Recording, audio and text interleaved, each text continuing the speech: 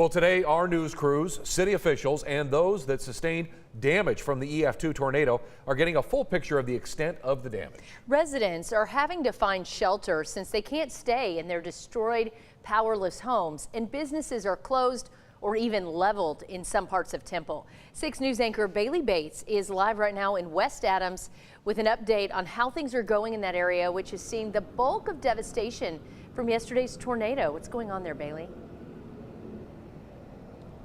Lindsay, Chris, I can tell you more than 24 hours after this tornado and severe weather tore through here, it still feels very eerie outside. The good news, though, some areas in West Temple have had their power restored, but that's not the case for everyone.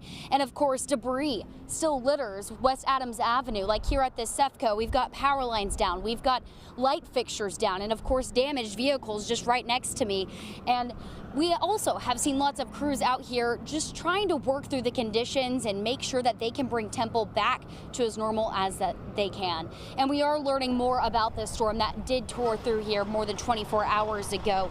The city of Temple and neighboring communities are all dealing with what came after this storm. Tonight, we know that there were over 30 injuries reported in Temple. Most of those are considered to be minor injuries, and there have been no reports of deaths related to the storm. Temple city leaders are estimating over 500 homes and businesses were impacted in some shape or form, whether it be by minor roof damage or tree damage, and we've seen the major structural damage and potentially even totally destroyed structures as well.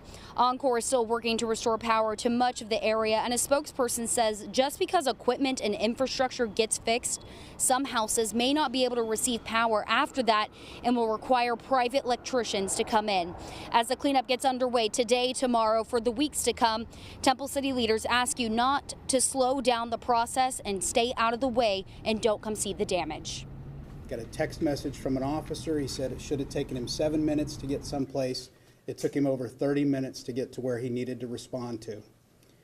I cannot emphasize enough to please stay off the road if you do not have a legitimate reason to be out. You are slowing down first responders, and you are slowing down various service providers who are trying to restore the normal access to services that we so enjoy.